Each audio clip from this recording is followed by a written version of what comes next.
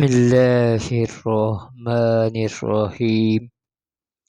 دیکھتے آنکھوں سنتے کانوں آپ حضرات کو میری طرف سے السلام علیکم۔ آج آپ لوگ حضرت عزیر علیہ السلام کا واقعہ ملاحظہ فرما رہے ہیں۔ جب بخت نصر بادشاہ نے بیت المقدس کو ویران کیا اور بنی اسرائیل کو قتل و غارت گری کر کے تباہ کر ڈالا تو ایک مرتبہ حضرت عزیر علیہ السلام کا وہاں سے گزر ہوا۔ آپ کے ساتھ ایک برتن کھجور اور ایک پیالہ انگور کا رس تھا۔ آپ ایک گدھے پر سوار تھے، تمام بستی میں پھرے لیکن کسی شخص کو وہاں نہ پایا۔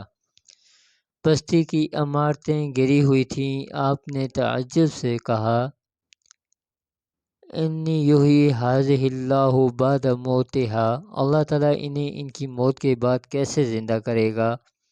اس کے بعد آپ علیہ السلام نے اپنی سواری کے جانور کو وہاں باندھ دیا اور خود آرام فرمانے لگے۔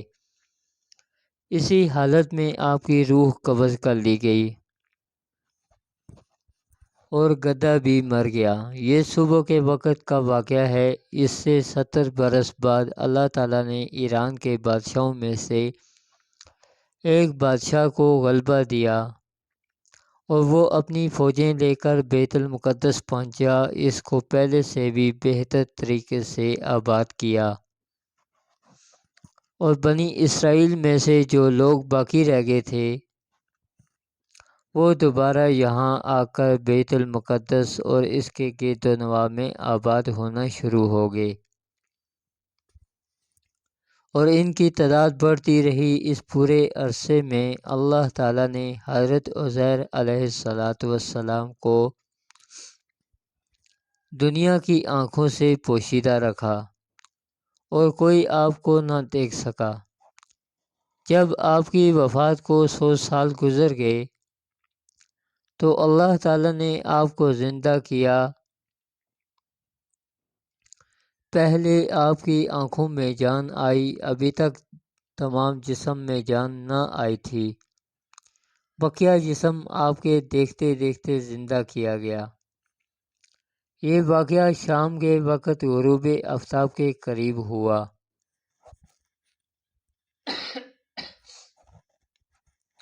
اللہ تعالیٰ نے حضرت عزیر علیہ السلام سے فرمایا، تم یہاں کتنے دن ٹھہرے؟ آپ نے اندازے سے عرض کیا کہ ایک دن یا اس سے کچھ کم وقت۔ آپ کا خیال یہ ہوا کہ یہ اسی دن کی شام ہے جس کی صبح کو سوئے تھے۔ اللہ تعالیٰ نے فرمایا، تم یہاں 100 سال ٹھہرے ہو۔ اپنے کھانے اور پانی یعنی کھجور اور انگور کے رس کو دیکھو، ویسا ہی صحیح سلامت باقی ہے، اس میں بو تک پیدا نہیں ہوئی۔ اور اپنے گدھے کو دیکھو، اس کا کیا حال ہے؟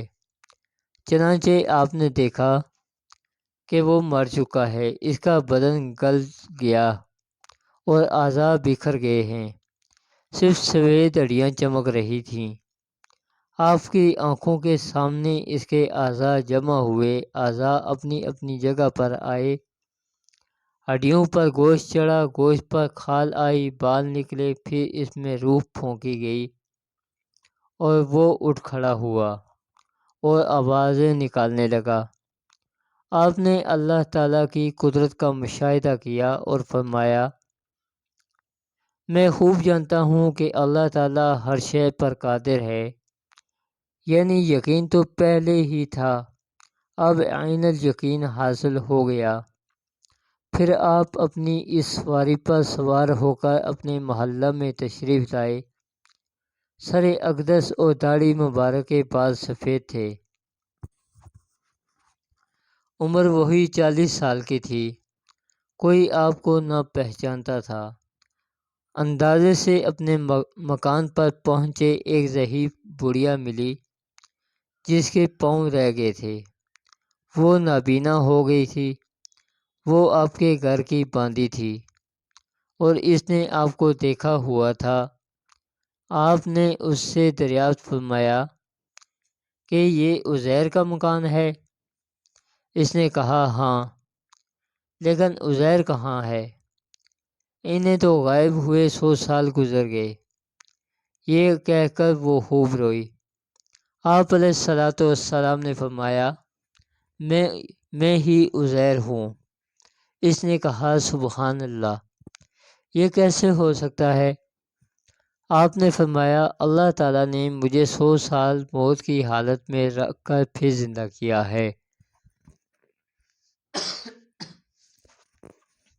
اس نے کہا حضرت عزیر علیہ الصلوۃ والسلام مستجاب دعوات تھے، جو دعا کرتے قبول ہوتی۔ آپ دعا کیجئے کہ میری آنکھیں دوبارہ دیکھنا شروع کر دیں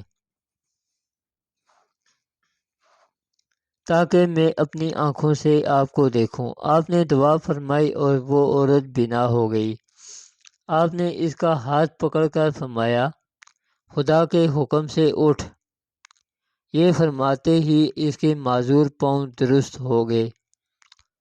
اس نے آپ کو دیکھ کر پہچانا اور کہا میں گواہی دیتی ہوں کہ آپ بے شک حضرت عزیر علیہ الصلوۃ والسلام ہیں۔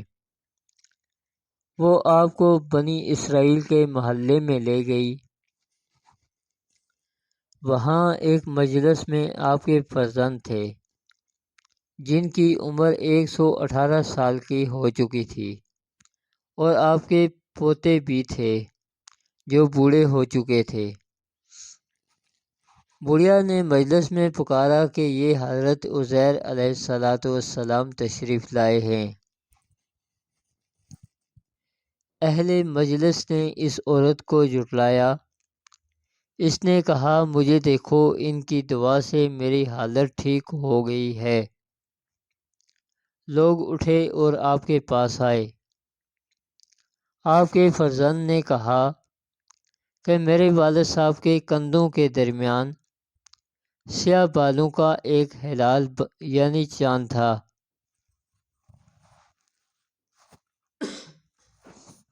جسم مبارک کھول کر دکھایا گیا تو وہ موجود تھا۔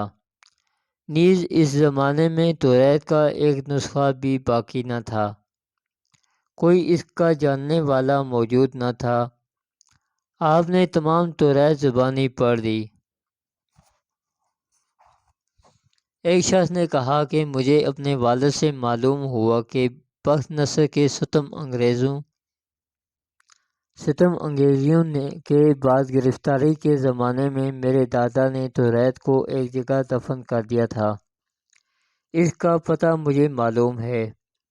اس پتہ پر جستجو کر کے توریت کا وہ دفن شدہ نسخہ نکالا گیا، اور حضرت عزیر علیہ الصلوۃ والسلام نے اپنی یاد سے جو توریت لکھائی تھی اس سے اس کا مقابلہ کیا گیا تو ایک حرف کا بھی فرق نہ تھا۔